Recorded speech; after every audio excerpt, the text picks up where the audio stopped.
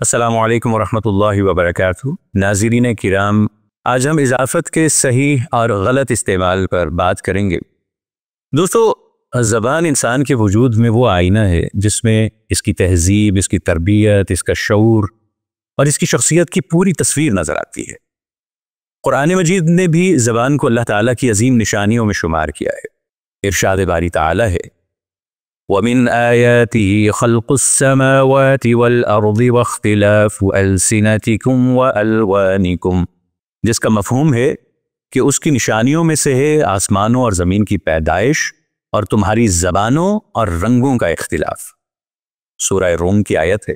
تو قوت گویائی ہمیشہ سے انسانی امتیاز رہی ہے، اور یہی وہ نعمت ہے جس کے ذریعے انسان اپنا دل کھولتا ہے، خیالات کو روپ دیتا ہے اور علم کو نسل در نسل منتقل کرتا ہے۔ پہلی جو وحی تھی وہ بھی لفظ کے تقدس سے شروع ہوئی، یعنی اقرأ بسم ربک الذی خلق، یعنی پڑھیے اپنے رب کے نام سے جس نے پیدا فرمایا۔ سورۃ العلق کی آیت ہے، اور اس میں یہ ہدایت اس حقیقت کی طرف اشارہ کرتی ہے کہ الفاظ اور زبان یہ انسان کی تعمیر فکر میں بنیادی ستون ہے۔ زبان قوموں کا سرمایہ ہوا کرتی ہے، اور کوئی بھی زندہ قوم اپنی زبان پر ناز کرتی ہے، اس پہ فخر کرتی ہے، اور یہ زبان ہی ہے جو ماضی کے ورثے کو حال سے جوڑتی ہے اور مستقبل کے لیے ایک ذخیرہ بناتی چلی جاتی ہے۔ لیکن افسوس کہ ہماری قومی زبان اردو آج لسانی انتشار، غلط العام محاورات اور بگڑے ہوئے تلفظ کی موجوں میں بہتی جا رہی ہے۔ اور سب سے زیادہ تکلیف دہ پہلو یہ ہے کہ بگاڑ کا یہ عمل عوام تک محدود نہیں رہا، بلکہ جو صاحبان علم ہیں، اساتذہ، میڈیا اور سرکاری اداروں تک بھی جا پہنچا ہے۔ ان لغزشوں میں ایک بڑی لغزش اضافت، یعنی لفظوں کے باہمی تعلق کے غلط استعمال کی ہے۔ سوشل میڈیا نے تو اس کو وبا بنا دیا ہے۔ جہاں زیر ہونا چاہیے وہاں یہ لگا دیا، اور جہاں اضافت نہیں ہونی چاہیے وہاں بے دریغ اضافت چپکا دی جاتی ہے۔ اضافت جو ہے یہ معنی پیدا کرنے کا ایک لطیف فن ہے۔ لغت میں اضافت کا جو مطلب ہے وہ ہے نسبت، تعلق، ربط، اور نحو میں دو اسما کو آپس میں جوڑ کر کسی خاص تعلق کو ظاہر کرنا اضافت کہلاتا ہے۔ جس نام سے نسبت ظاہر کی جاتی ہے وہ مضاف ہوتا ہے، اور جس کی طرف نسبت کی جائے وہ مضاف الیہ کہلاتا ہے۔ اردو میں عام طور پر مضاف الیہ حرف اضافت اور مضاف ہوتا ہے۔ مثلا زید کا قلم، یہاں پر زید مضاف الیہ ہے، کا حرف اضافت ہے اور قلم مضاف ہے۔ البتہ فارسی قاعدے میں یہ ترتیب الٹ جاتی ہے، یعنی مضاف، پھر اس کے بعد کسرہ اضافت یعنی زیر، اور اس کے بعد مضاف الیہ۔ مثلا درد دل، اردو میں ہم کہتے ہیں دل کا درد۔ خانہ خدا، اردو میں کہیں گے خدا کا گھر۔ یہ قاعدہ اردو میں خوب رچ بس گیا ہے، مگر شرط یہ ہے کہ دونوں الفاظ یا عربی ہوں یا فارسی۔ اس لیے مرضی خدا، رائنائی خیال درست ہے، لیکن آزادی وطن میں حمزہ لگانا غلط ہے۔ بہت سے عربی اضافی مرکبات ایسے ہیں جو اردو میں پوری طرح جذب ہو چکے ہیں۔ مثلا رسول اللہ، ملک الموت، رب العالمین، عید الفطر، قرۃ العین اور مدینۃ النبی وغیرہ۔ یہاں کسرہ اضافت لکھی بھی نہیں جاتی اور پڑھنے میں بھی نہیں آتی۔ جو نسبت الٹ جاتی ہے اسے اضافت مقلوب کہا جاتا ہے۔ مقلوب یعنی الٹا۔ اضافت مقلوب اس ترکیب کو کہا جاتا ہے جس میں مضاف الیہ پہلے اور مضاف بعد میں آتا ہے، اور اس میں کسرہ اضافت نہیں ہوتی۔ جیسے اصل میں شاہ شاہان ہے، اور اس کی مقلوب جو صورت ہے وہ ہے شاہان شاہ، یعنی شہنشاہ۔ ماضی میں اس اسلوب کا رواج زیادہ تھا، مگر آج صرف کچھ الفاظ ہی زندہ ہیں، جیسے شہنشاہ، پیش قدمی، پیش رفت، پس منظر، پس انداز، پس خوردہ وغیرہ۔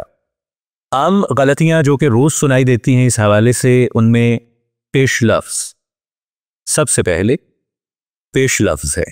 یہ لفظ پیش کی مقلوب صورت ہے، اس لیے پیش لفظ غلط ہے، کیونکہ اس کا معنی ہوگا لفظ کے سامنے، جو کہ اردو میں غیر مستعمل معنی ہے۔ اسی طرح پس منظر درست ہے۔ اصل جو ترکیب ہے وہ ہے منظر پس، یعنی پیچھے کا منظر، جو کہ الٹ کر پس منظر بن گئی۔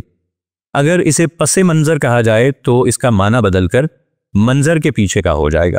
خط کتابت درست ہے، یہ ایک کتابت خط کی مقلوب صورت ہے۔ خط و کتابت کہنا غلط ہے کیونکہ اس کا مطلب ہوگا خط اور لکھنا، جو کہ بے معنی سا ہوگا۔ اگر شعراء کی آپ کو شہادتیں چاہیے تو اسماعیل میرٹھی کا ایک شعر ہے کہ راہ و رسم خط کتابت ہی صحیح، راہ و رسم خط کتابت ہی صحیح، گل نہیں تو گل کی نکہت ہی صحیح۔ میر کا ایک مصرع ہے کہ خط کتابت سے یہ کہتے تھے نہ بھولیں گے تجھے۔ اسی طرح پیش منظر ہے، اسے پیش منظر نہیں کہنا چاہیے، یہ منظر پیش کی مقلوب صورت ہے، یعنی سامنے کا منظر۔ پیش منظر کہیں بھی مستعمل نہیں ہے، البتہ پیش نظر درست ہے اور یہ ایک مشہور ترکیب بھی ہے۔ اسی طرح سر ورق، اسے سر ورق نہیں کہیں گے اور سر ورق بھی نہیں کہیں گے، سر ورق۔ اصل میں یہ ورق سر تھا، یعنی ابتدائی صفحہ جو ہوتا ہے۔ سر ورق کا مطلب ورق کا سر ہوگا، جو کہ نادرست ہے۔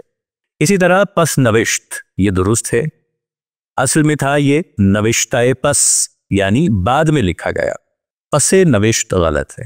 اب یہاں پہ چند معروف الفاظ ہیں جن میں غلطی عام ہوتی ہے، ان کی درست صورتیں ہیں: پس انداز، پس خوردہ، پسماندہ، پیش قدمی، پیش دست، پیشکش، پیش نہاد، سرکاری، سربراہ، سرمست، سرگوشی، سرچشمہ، سربند وغیرہ۔ ان میں بھی کسرہ اضافت نہیں آتا۔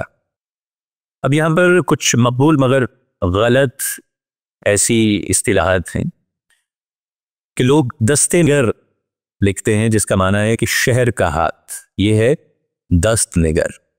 دست نگر بالکل محمل ہوگا، نگر ہوتا ہے دیکھنے والا، دست نگر یعنی ہاتھ کی طرف دیکھنے والا، دست نگر ہاتھ کی طرف دیکھنے والا، سائر۔